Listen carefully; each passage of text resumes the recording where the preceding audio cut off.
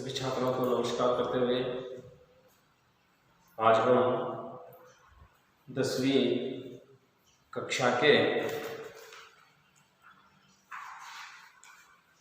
8वें एकांकी भीम और राक्षस के बारे में अध्ययन करेंगे। तो छात्रों, भीम और राक्षस इसकी विधा एकांकी है। यह एक एकांकी है। इस एकांकी के लेखक है विष्णु प्रभाकर जी। हम विष्णु प्रभाकर जी का परिचय प्राप्त करके एकांकी की तरफ बढ़ेंगे तो एक नियमानुसार होगा। तो देर न करते हुए सभी छात्र अपने अपनी पुस्तकें खोलकर पृष्ठ संख्या 65 पर देखें विष्णु प्रभाकर जी का परिचय। प्रसिद्ध रेडियो नाटककार श्री विष्णु प्रभाकर 1912 से 2009 का जन्म मीरापुर जिले के मुजफ्फरनगर उत्तर प्रदेश में हुआ था। मैंने यहाँ उनका परिचय लिखा हुआ हूँ श्यामपट पर। उनका जन्म 1912 ईस्वी को हुआ और उनका जन्म स्थान है मुजफ्फरनगर, जो उत्तर प्रदेश राज्य के मीरापुर जिले में स्थित मुजफ्फरनगर में 1912 ईस्वी को विष्णु प्रभाकर जी का जन्म हुआ। आपके प्रसिद्ध एकांकी संग्रह हैं। उनके प्रसिद्ध एकांकी संग्रह है, मैंने यहाँ शाम पर लिखा हुआ है, प्रकाश और परछाइयां और गहरा सागर, माँ का बेटा, इंसान और अन्य एकांकी, अशोक तथा अन्य एकांकी, माँ बाप और भी अधिक आदि उन्होंने एकांकियां लिखी हुई हैं। और उनकी एक प्रसिद्ध जीवनी भी है, आवारा मसीहा। विष्णु प्रभाकर जी द्वारा लिखी एक प्रसिद्ध जीवनी है आवारा मसीहा। और उनके कुछ प्रमुख उपन्यास भी हैं। प्रभाकर जी द्वारा रचित लिखित अर्धनारीश्वर उनका एक प्रसिद्ध उपन्यास है, जो केंद्र साहित्य अकेडमी द्वारा पुरस्कृत है। तट के बंधन, निशिकांत, स्वप्नमयी व दादा की कचहरी, स्वप्नमयी व दादा की कचहरी, यह उनके प्रमुख उपन्यास हैं। और उन्होंने कहानी भी रची है। उनके कुछ प्रमुख कहानियां हैं, धरती अब भी घूम रही है, धरती अब भी घूम रही है, यह इनकी एक प्रमुख कहानी संग्रह है। मेरी प्रिय कहानियां, विष्णु प्रभाकर जी द्वारा लिखी प्रमुख प्रसिद्ध कहानियों में से एक मेरी प्रिय कहानियां और संघर्ष के बाद आदि और अंत, यह विष्णु प्रभाकर जी द्वारा लिखित प्रमुख कहानी संग्रह है। तो छात्रों, आज हम उनके संक्षिप्त परिचय प्राप्त करते हुए, और देखिए इन सभी के रचयिता के कारण उन्हें सम्मान तो मिलना ही है। इसीलिए सोवियत लैंड पुरस्कार से सम्मानित आपने 60 से अधिक पुस्तकों के एवं अनेक पत्र पत्रिकाओं के संपादन में भी योगदान दिया है। इन्हें सोवियत लैंड पुरस्कार और 60 से भी अधिक पुस्तकें इन्होंने लिखी हैं और अनेक पत्रिकाओं के संपादन के रूप में भी इन्होंने कार्य किया है। यहाँ पर उन्हीं द्वारा रचित भीम और राक्षस एक एकांकी है, आज हम उसका अध्ययन करेंगे। तो छात्रों, आप इस पाठ के निहित आए कुछ नए शब्दों को जान लेंगे तो आपको एकांकी सुनने में कोई कठिनाइयां नहीं होंगी। तो देखिए, पृष्ठ संख्या 65 में ही है नए शब्दों का अर्थ अर्थात शब्दार्थ। पहला शब्द है विपदा। विपदा शब्द का अर्थ हो गया मुसीबत, मुसीबत हो गया, और कन्नड़ में कह सकते हैं कष्ट, आपत्तु, रमजाना। यह एक शब्द इस एकांकी में आया हुआ है, इसका मग्न होना, या कन्नड़ में कह सकते हैं मग्ननागुವುದು। ಒಂದೇ ವಿಷಯದಲ್ಲಿ ಮಗ್ನನಾಗುವುದು ಅಥವಾ ತಲ್ಲೀನನಾಗುವುದು। दिल बहलाना, यह शब्द आया हुआ है इसमें, दिल बहलाना इसका अर्थ हो सकता है रमजाना। और पहेलियां बुझाना, यह शब्द का अर्थ है घुमाओ फिराओ की बात करना, या तो हम कन्नड़ में कह सकते हैं ಕೊಂಕಣ ಸುತ್ತಿ ಮೈಲಾರಕ್ಕೆ ಬರೋದಂತ ಹೇಳ್ಬಿಟ್ಟು ಅದು ನುಡಿ ಮುತ್ತು ಕೂಡ ನಾವು ಹೇಳ್ತೀವಿ, ನಾನುಡಿ ಕೂಡ ಹೇಳ್ತೀವಿ. ಹೌದಾ? ಸುತ್ತಿ ಬೆಳೆಸಿ ಮಾತಾಡೋದು ಅಂತ अर्थ आಗುತ್ತೆ, सरीना।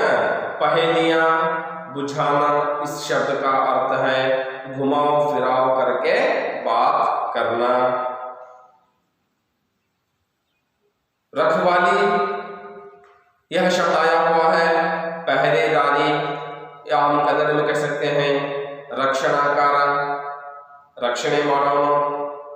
और हिफाजत, यह अर्थ हो सकता है बारी। शब्द का अर्थ है क्रमवार स्थिति भुगतना, क्रमवार स्थिति।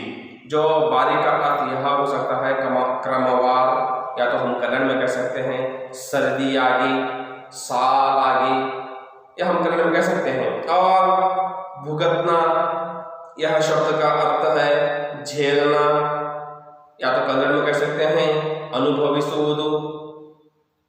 और उजाड़ना, यह शब्द का अर्थ है बर्बाद करना। कन्नड़ದಲ್ಲಿ ಹೇಳಬೇಕಾದ್ರೆ ನಾಶಪಡಿಸುವುದು ಅಥವಾ ಹಾನಿಗೊಳಿಸುವುದು। अजीब, यह शब्द का अर्थ है विचित्र, कन्नड़ದಲ್ಲಿ ಕೂಡ ಹೇಳ್ತೀವಿ विचित्र। अजीब शब्द का अर्थ हो गया विचित्र, और कन्नड़ में कह सकते हैं विचित्रा। विलक्षण भी हो सकता है, विलक्षण। सब्र, यह शब्द आया हुआ है, सब्र शब्द का अर्थ है सहनशीलता, हम कन्नड़ में कह सकते हैं ಸಹಿಸಿಕೊಳ್ಳುವುದು ಅಥವಾ ಸಹಿಸಿಕೊಳ್ಳುವಂತಹ ಒಂದು ಶಕ್ತಿ, ಅದಕ್ಕೆ ನಾವು ಸಬ್ರ ಅಂತ ಹೇಳ್ತೀವಿ। ಧೀರಜ್, ಧೀರಜ್ ಅಂತ ಕೂಡ ಹೇಳ್ತೀವಿ ಹಿಂದಿಯಲ್ಲಿ। उतावला, यह शब्द आया हुआ है जल्दबाजी, यह शब्द का अर्थ है जल्दबाजी।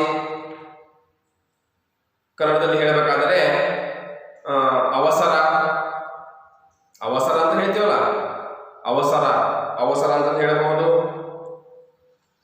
फांकना, फांकना शब्द आया हुआ है, इस शब्द का अर्थ है मुंह में डालना, मुंह में डालना। कन्नड़ದಲ್ಲಿ ಹೇಳಬೇಕಾದರೆ ಬಾಯಿಯಲ್ಲಿ ಹಾಕಿಕೊಳ್ಳುವುದು, ಅಥವಾ ಏನಾದರೂ ಊಟ ಮಾಡಬೇಕಾದ್ರೆ ನಾವೇನು ಮಾಡ್ತೀವಿ, ಬಾಯಿಯಿಂದ ಊಟವನ್ನು ಮಾಡ್ತೀವಲ್ಲ, ಬಾಯಿಯಲ್ಲಿ ಹಾಕಿಕೊಳ್ಳುವುದು।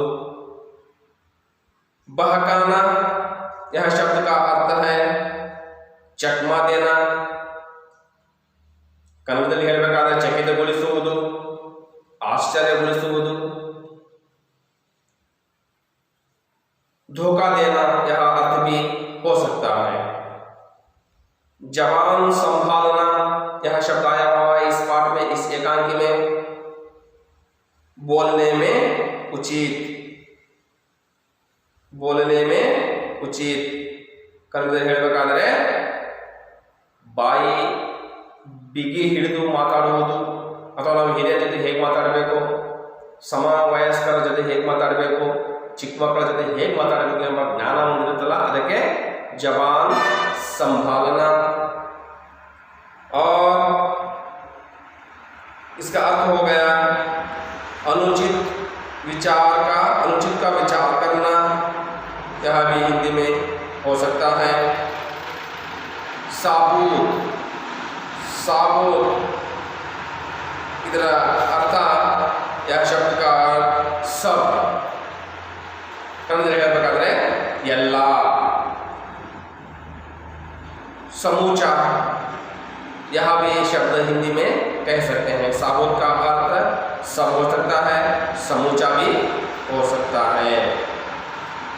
शरारत शब्द आया हुआ है इस एकांकी के निहित, इसका अर्थ है दुष्टता। कन्नडದಲ್ಲಿ ಹೇಳಬೇಕಾದ್ರೆ ದುಷ್ಟತೆ और ತುಂಟತನ ಅಂತಲೂ ಕೂಡ ನಾವು ಹೇಳಬಹುದು। ಆಮೇಲೆ ಶೈತಾನಿ ಈ ರೀತಿಯಾಗಿ ನಾವು ಹಿಂದಿಯಲ್ಲಿ ಹೇಳ್ತೇವೆ, ಸರಿನಾ?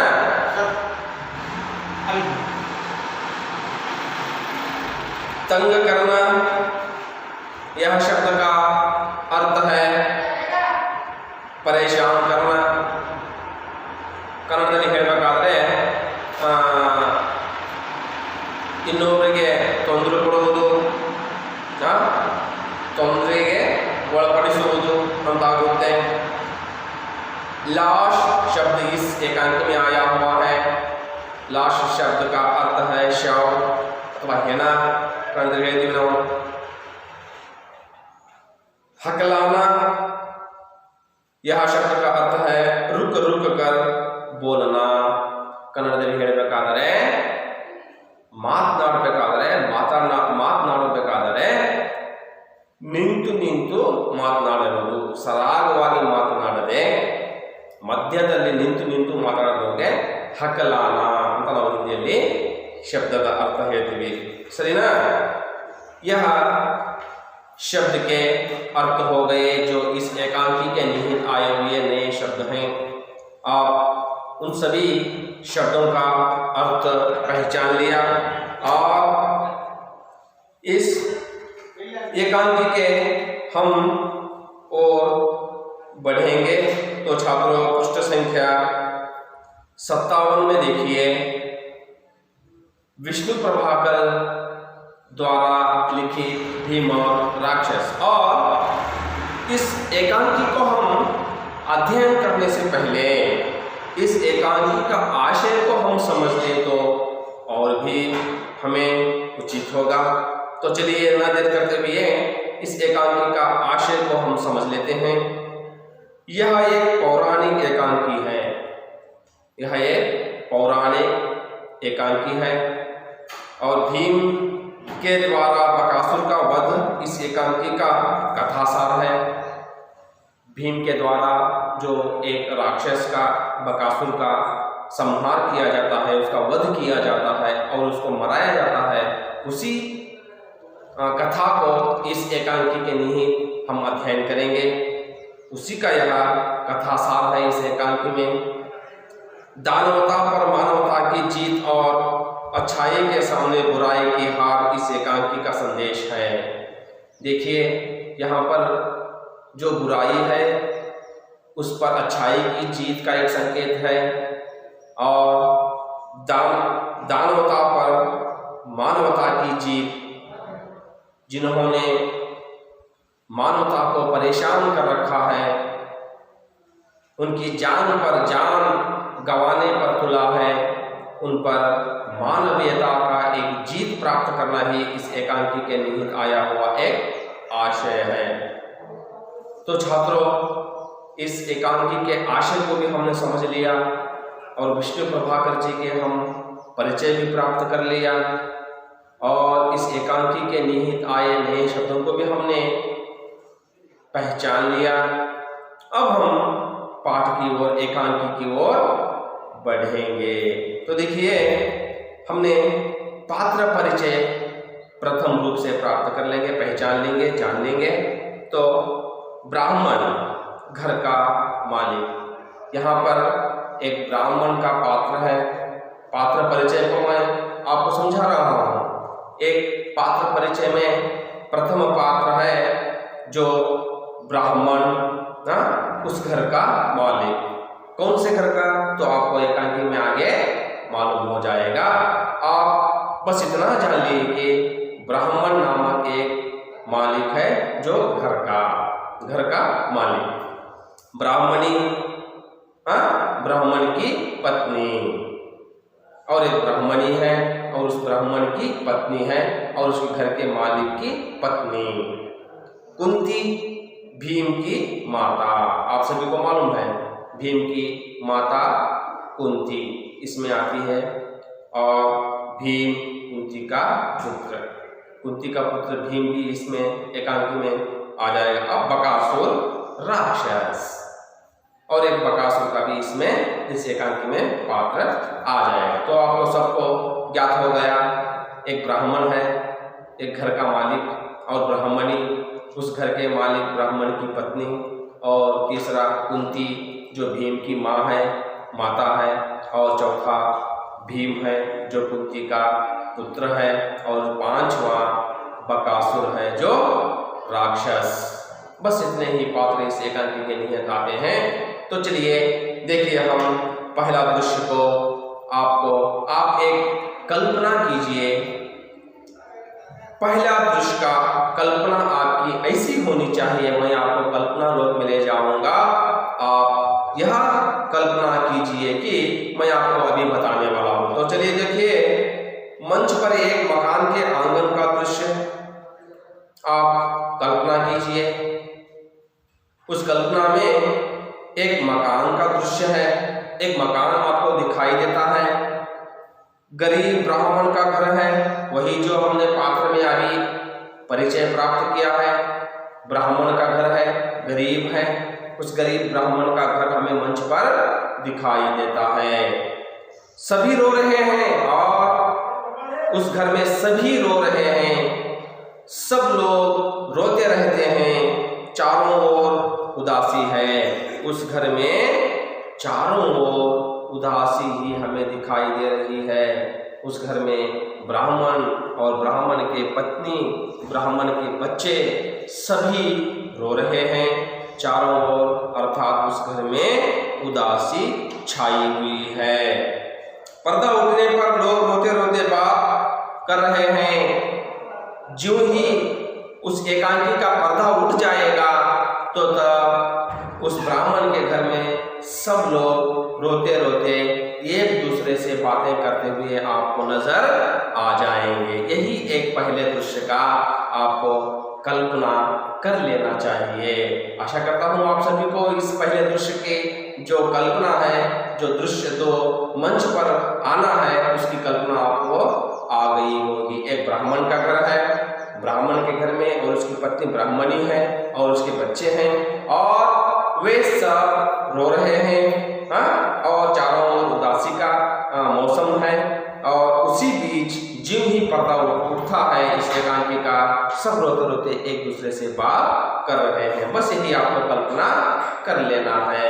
तो देखिए, प्रथम ब्राह्मणी कहती है, जो ब्राह्मण की पत्नी है, ब्राह्मणी कहती है रोते रोते, सभी लोग तो रो रहे हैं उस घर में, ब्राह्मणी भी रोते हुए कहती है रोकर, मैं कहती हूँ तुम मुझे जाने दो, बच्चे तो अब बड़े हो गए हैं, उन्हें संभालने में कोई कठिनाइयां नहीं होगी। देखिए, यूं ही पर्दा उठता है इस एकांकी का। ब्राह्मण की पत्नी कहती है रोते रोते, मुझे जाने दीजिए, मैं कहती हूँ मुझे जाने दीजिए, बच्चे भी बड़े हो गए हैं और उन्हें संभालने में आपको कोई कठिनाइयां नहीं होंगी। इस प्रकार रोते रोते ब्राह्मणी कहती है। ब्राह्मणी की बात सुनकर ब्राह्मण कहता है, नहीं नहीं, तू कैसे जा सकती है, तू चली जाएगी तो घर में क्या रहेगा, बच्चे अभी इतने बड़े कहाँ हैं, फिर बेटी का विवाह भी करना है, नहीं मैं ही जाऊंगा। अपनी पत्नी ब्राह्मणी की बात सुनते ही उस घर के ब्राह्मण रोते रोते उन्होंने कहा, नहीं नहीं, तुम ऐसा नहीं कर सकती। जो तूने जाने की बात करती है, तू कैसे जा सकती है? तू चली जाएगी तो इस घर का क्या रहेगा, इस घर में क्या बचेगा? और तुम कहती हो बच्चे तो अब बड़े हो गए हैं, परंतु अपनी बेटी का विवाह भी करना है, बच्चे अभी कहाँ बड़े हो गए हैं। नहीं नहीं, मैं जाऊंगा। नहीं नहीं, तुम नहीं जाओगी, मैं ही जाऊंगा। इस प्रकार ब्राह्मण कहता है। और फिर ब्राह्मणी कहती है, अजी तुम कैसे जाओगे? तुम चले गए तो घर का सहारा ही चला जाएगा। नहीं, मैं ही जाऊंगी। नहीं नहीं जी, तुम कैसे चले जाओगे? अरे पूरे घर का सहारा तो तुम ही हो, पूरा घर का सहारा आप पर ही टिका हुआ है। तुम चले गए तो घर का सहारा ही चले जाएगा। नहीं नहीं, मैं कहती हूँ मैं ही जाऊंगी। इस प्रकार ब्राह्मणी की बात सुनते ही ब्राह्मण की लड़की कहती है, माँ ना तुम जाओगी और ना पिताजी को जाने देगी, मैं जाऊंगी। उतने में ही ब्राह्मणी और ब्राह्मण की बात सुनते वहीं पर खड़ी रहती ब्राह्मण की बेटी कहती है, देखो माँ, ना तुम जाओगी और ना पिताजी को जाने दोगी। हाँ, तुम दोनों लोग नहीं जाओ, मत जाओ, मैं ही जाऊंगी। इस प्रकार ब्राह्मण की बेटी कहती है। तब ब्राह्मण की बेटी की बातें सुनकर माँ ब्राह्मणी कहती है, मेरे रहते मेरे बच्चे मरने को जाएं, भगवान मैंने ऐसा क्या पाप किया है? जोर से रोती है, सब रो पड़ते हैं। तभी सहसा बाहर से कुंती और भीम आते हैं। बेटी की बात सुनते ही ब्राह्मणी रो पड़ती है और कहती है, मेरे रहते हुए मेरे बच्चे मरने को जाएं? ए भगवान, मुझे एक ऐसी स्थिति आपने ला दी। मैंने ऐसा क्या पाप किया है जो मेरे रहते हुए मेरे बच्चे मौत की प्रार्थना कर रहे हैं, मरने को कह रहे हैं? इस प्रकार कहते हुए जोर से रो पड़ती है। तभी उसी वक्त उसी समय बाहर से कुंती और भीम उस गरीब ब्राह्मण के घर में प्रवेश करते हैं। देखिए, कुंती कहती हैं, क्या बात है, तुम सब क्यों रो रहे हो? कुंती ज्यों ही घर में प्रवेश होते ही कहती है, क्या बात है भाई, तुम सब क्यों रो रहे हो? क्या कोई चिंता है? क्या कोई कठिनाइयां हैं? इस प्रकार कुंती ब्राह्मण के घर में प्रवेश करते ही कहती है। तो भीम भी कहता है, कहाँ जाना है तुम्हें? क्या विपदा आ पड़ी? कहाँ जाने की बात कर रहे हो तुम? भीम कहता है, तुम कहाँ जाने की बात कर रहे हो? क्या कोई आपको तकलीफ आ पहुंची है? क्या कोई आपको कठिनाइयां हैं? क्या कोई आपको संकट है? इस प्रकार भीम गरीब ब्राह्मण को पूछता है। और फिर कुंती कहती है, अरे भाई हुआ क्या, कुछ बताओ। कोई नहीं बोलता, उसी तरह रोते रहते हैं। फिर से कुंती ब्राह्मण को पूछती है, अरे भाई कुछ बताओगे तो सही, तुम बताओगे तो हमें पता चलेगा कि आप क्यों रो रहे हो।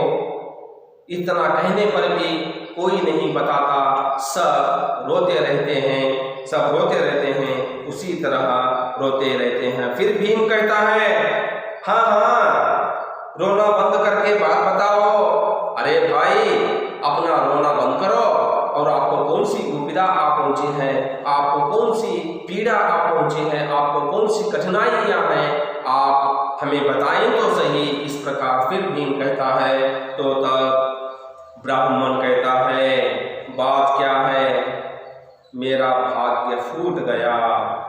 इससे कहता रहा, चल इस एक चक्र नगरी को छोड़कर कहीं और चलें, पर यह तो यहीं की मिट्टी में ऐसा रम गई कि जाने का नाम नहीं लेती, मेरा तो बुलावा आ गया।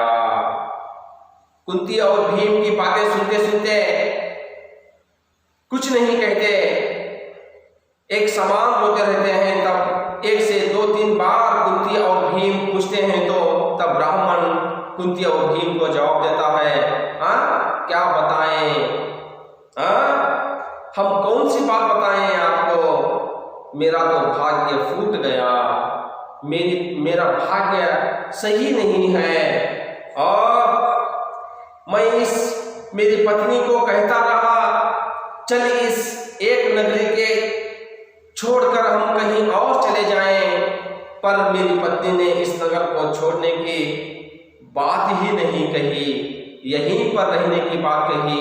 इन्होंने ऐसा यहाँ रहने का बात कर लिया कि यहाँ नगरी छोड़कर आने के लिए तैयार ही नहीं हुई।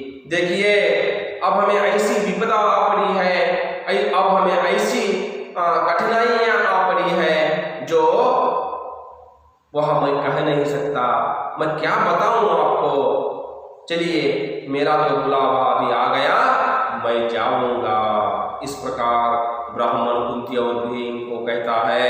तभी कुंती कहती है कहां से बुलावा आ गया, कुछ बताओ तो, तुम्हें क्या दुख है, तुम कुछ ना कुछ जरूर करेंगे, हम कुछ ना कुछ जरूर करेंगे।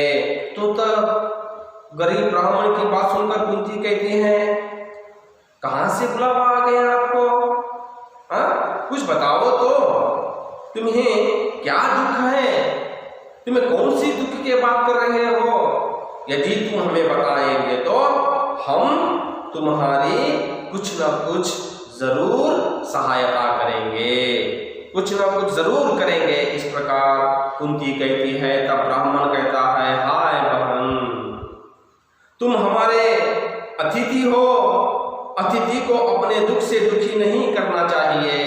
हाय बहन, मैं क्या बताऊं तुम्हें, तुम तो हमारे अतिथि हो, अतिथि को हमारे यहाँ संप्रदाय में कभी दुखी से दुखी नहीं किया जाता, अतिथि तो भगवान के रूप होते हैं। इस प्रकार होते हुए ब्राह्मण ने कुंती को कहा। फिर कुंती कहती है अच्छा तुम ना बताओ, मैं अपनी बेटी से पूछती हूँ, बेटी से, हाँ बेटी बताओ तो क्या बात है।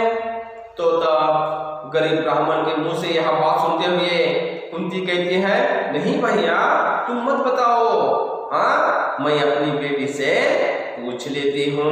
हाँ हाँ अच्छा तुम नहीं बताना चाहते हो ना, मत बताओ, मैं अपनी बेटी से पूछ लेती हूँ। कहते हुए कुंती ने गरीब ब्राह्मण की बेटी से पूछती है हाँ बेटी बताओ क्या बात है, बेटी बताओ किस लिए तुम सब रो रहे हो। इस प्रकार कुंती ब्राह्मण की बेटी से पूछती है तो ब्राह्मणी कहती है अजी बता क्यों नहीं देते, ये परदेशी हैं, उस राक्षस की कहानी का इन्हें क्या पता। तब ब्राह्मण की पत्नी ब्राह्मणी कहती है अजी सुनते हो, इतना पूछ रहे हैं, इन्हें बता दीजिए, इन्हें बता दीजिए, यह तो परदेशी हैं, यहाँ के प्रदेश के नहीं हैं, इन्हें वह राक्षस की कोई जानकारी नहीं है, आप इन्हें बता दीजिए। इस प्रकार ब्राह्मणी कहती है।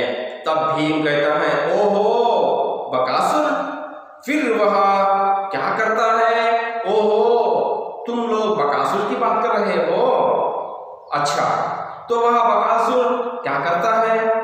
इस प्रकार भीम ब्राह्मण से पूछता है तो ब्राह्मण कहता है करता क्या, इस नगर की रक्षा करता है। तब भीम की बात सुनकर ब्राह्मण बताता है करता क्या है, सह इस नगरी की रक्षा करता है। तब भीम कुंती कहती है राक्षस रक्षा करता है, रक्षा करता है तो तुम रोते क्यों हो, क्या वह अब जा रहा है या तुमसे कुछ अपराध हो गया है। अच्छी बात है, तो तुम कह रहे हो राक्षस इस नगर की रक्षा करता है तो सही है। तो चलिए, तो क्यों आप रो रहे हो? राक्षस तो इस नगरी की रक्षा करता है, क्या अब वह राक्षस इस नगरी को छोड़कर कहीं चला जा रहा है? या आप लोग उस राक्षस के सामने कोई अपराध किया है? इस प्रकार कुंती ब्राह्मण से पूछी। तो ब्राह्मण ने कहा, ना बहन, कुछ अपराध नहीं हुआ।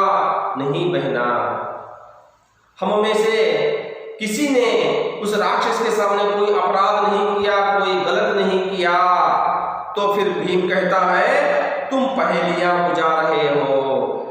तो चलिए, तुम क्यों पहेलियां बुझा रहे हो? मुझे पता चल रहा है तुम सीधे सीधे बात नहीं कर रहे हो, तुम पहेलियां बुझा रहे हो, बात को घुमा फिरा कर कह रहे हो। भीम कहता है, ऐसा कौन राक्षस है जो नगर की रक्षा करता है? क्या यहाँ कोई राजा नहीं है?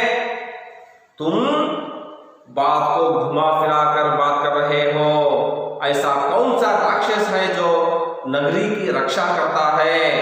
मैंने तो कभी नहीं सुना। तो वह अब तुम कह रहे हैं, तो क्या यहाँ इस प्रदेश का कोई राजा नहीं है? इस प्रकार भीम ब्राह्मण से कहता है। तो ब्राह्मण कहता है, बेटा, मैं तुम्हें सब कहानी बताता हूँ। इस नगरी का राजा बड़ा दुर्लभ है, बस गद्दी पर बैठना जानता है। उसको दबाकर बक असली राजा बन बैठा है, वही अब हमारी रक्षा करता है। तो भीम की बातें सुनते ही ब्राह्मण कहता है, तो बेटा, मैं तुम्हें सब कुछ बताऊंगा, मैं आपको सब कुछ बताऊंगा। तो देखिए बेटा, इस नगरी का एक राजा है, वह राजा बड़ा ही दुर्लभ है, बड़ा ही शक्तिहीन है। उसको दबाकर यहाँ का राक्षस अपनी गद्दी पर, अर्थात राजा की गद्दी पर बैठा हुआ है। राजा नाम का मात्र राजा है, लेकिन सब कार्य राक्षस ही करता है। यह कहते हुए अब तो इस नगरी का राजा, असली राजा राक्षस बन बैठा है। इस प्रकार ब्राह्मण भीम को कहता है। तो तब भीम कहता है, फिर वह आपसे कुछ बदले में मांगता होगा। उसी के बीच में भीम कहता है, तो सही है, जो नगरी की रक्षा करता है राक्षस, उसी के कारण आप इस नगरी के सभी लोगों से वह राक्षस कुछ न कुछ बदले के रूप में मांगता होगा ना। इस प्रकार भीम कहने पर ब्राह्मण कहता है, हाँ बेटा, बकासुर हम सब लोगों की रखवाली करता है और उसके बदले में हमसे एक गाड़ी अन्न, 2 भैंसें और एक मनुष्य लेता है। हाँ बेटा, तुमने सही कहा। इस नगरी की रक्षा करते उस बकासुर ने उसके बदले में इस नगरी के सभी लोगों से, सभी घर वालों से बदले में एक गाड़ी अन्न, 2 भैंसें और एक व्यक्ति अर्थात एक मनुष्य मांगता है। उसके बदले में जो नगरी की रक्षा करता है, उसके बदले में वह राक्षस एक गाड़ी अन्न, 2 भैंसें और एक मनुष्य को लेता है। तो तब भीम होगा रोज ब्राह्मण की बातें सुनकर भीम कहता है, क्या वह राक्षस प्रतिदिन एक गाड़ी अन्न, 2 भैंसें और एक मनुष्य को लेता है? इस प्रकार प्रश्नार्थक रूप से भीम ब्राह्मण को पूछने के बाद तब ब्राह्मण कहता है, हाँ बेटा, रोज लेता है। नगर के सब लोगों ने मिलकर बारी बांध ली है। जब जिसकी बारी आती है तब वही यह सब सामान भेजता है। हाँ बेटा, तुमने सही कहा। राक्षस प्रतिदिन हर रोज एक गाड़ी अन्न, 2 भैंसें और एक मनुष्य को लेता है। इसलिए इस नगरी के सभी लोगों ने मिलकर यह निर्णय लिया है कि हम लोग बारी से वह राक्षस को भोजन भेजेंगे। तभी किसकी बारी आती है, तभी उस घर के, उस मकान के व्यक्ति ने उस राक्षस को एक गाड़ी अन्न, 2 भैंसें और एक मनुष्य को भेज देता है। इस प्रकार ब्राह्मण कहता है। तो तब भीम कहता है, तो अब समझ में आया, आज तुम्हारी बारी है। अरे तो पहले ही क्यों ना बता दिया था। ओ, मुझे अब सब कुछ पता चल गया।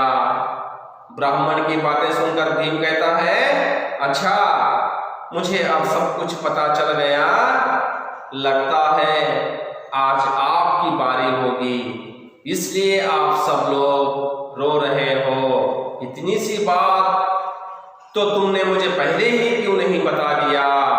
इस प्रकार भीम कहते ही ब्राह्मण कहता है, सब लोग अपनी बारी भुगते हैं, न भुगते तो वह राक्षस सारे नगर को उजाड़ दे, हजारों मनुष्यों को एक साथ खा जाए। हाँ बेटा, तुमने सही कहा, आज हमारी ही बारी है।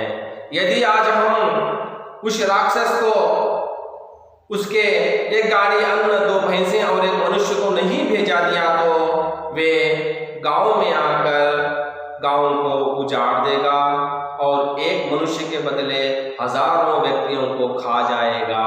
इस प्रकार ब्राह्मण कहता है। तो तब भीम कहता है, और जो कोई अपनी जगह दूसरा आदमी भेज दे। तो तब भीम कहता है ब्राह्मण को, अच्छा ब्राह्मण जी, यदि उस राक्षस को भोजन के लिए एक मनुष्य को भेजना है ना, उस मनुष्य के बदले में, उस घर के बदले में किसी और को भेज सकते हैं। इस प्रकार प्रश्न पूछने पर ब्राह्मण कहता है, हाँ भेज सकता है, उसे तो आदमी चाहिए, बहुत से लोग ऐसा करते हैं। तुमने सही कहा बेटे। ब्राह्मण ने कहता है भीम की बात सुनकर, तुमने सही कहा बेटे, इस गांव में सभी लोग उसी तरह करते हैं, अपने पैसों से एक मनुष्य को खरीद लेते हैं और एक गाड़ी अन्न, 2 भैंसें खरीद कर उस राक्षस के भोजन को भेज देते हैं। तब कुंती कहती है, तो क्या यहाँ आदमी बिकते भी हैं? भीम की मां कुंती कहती है, अच्छा इस गांव में आदमियों की बिक्री होती है, क्या इस गांव में आदमी बिकते हैं? इस प्रकार प्रश्नार्थक रूप से पूछने पर ब्राह्मण कहता है, हाँ बहन बिकते हैं, मेरे पास धन नहीं है, होता तो एक आदमी खरीद कर भेज देता। हाँ बहन तुमने सही कहा, इस नगरी में व्यक्ति अर्थात मनुष्य बिकते भी हैं। मैं तो गरीब हूँ, यदि मेरे पास धन होता, पैसे होते, रुपया होता तो मैं भी एक व्यक्ति खरीद कर उस राक्षस को भोजन के लिए भेज देता था, परंतु मेरे पास पैसे धन नहीं है। इस प्रकार ब्राह्मण कुंती से कहता है। तो फिर भीम कहता है, बड़ी अजीब नगरी है यहाँ आदमी बिकते हैं। मालूम होता है यहाँ के आदमियों में आपस में प्रेम और एकता नहीं है। बहुत ही अजीब नगरी है यहाँ। पता चलता है कि यहाँ के आदमियों के बीच में प्रेम नहीं है, आपस में प्रेम की कमी है।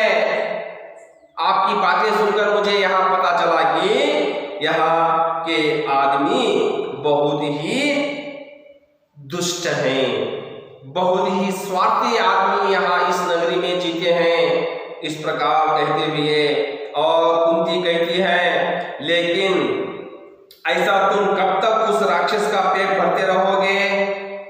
तब ब्राह्मण को कहती है कुंती, अच्छा भाई, उस राक्षस का पेट आप लोग, इस नगरी के लोग कब तक उस राक्षस का पेट भरते रहोगे?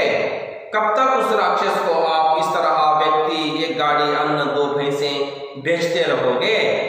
इस प्रश्न पूछने पर ब्राह्मण कहता है, यह तो कोई नहीं सोचता, जब जिसकी बारी आती है तभी उसे ध्यान आता है, बस रो पीट कर कुछ दिनों में वह भी सब्र कर लेता है। जी हाँ बहन, आपने सही कहा, इस बात की तो इस नगरी में कोई चिंता नहीं करता, जब जिसकी बारी आती है तभी अपने घर में रोने लगता है। हाँ, और वहां के यहाँ के जो आपने कमा करके रखे हुए पैसों से एक मनुष्य को खरीद कर उस राक्षस को भोजन के लिए भेजकर फिर से आराम से निश्चिंतित होकर रह जाता है। यही एक परंपरा चली आ रही है। जब राक्षस उसका भोजन मिल जाने पर वह आराम से उस भोजन को स्वीकार करके आराम से रह जाता है। तो छात्रों, आशा करता हूं आपको इस एकांकी ज्ञात हुई होगी, मालूम हुई होगी। आप लोग 5 मिनट के लिए मौन वाचन कीजिए।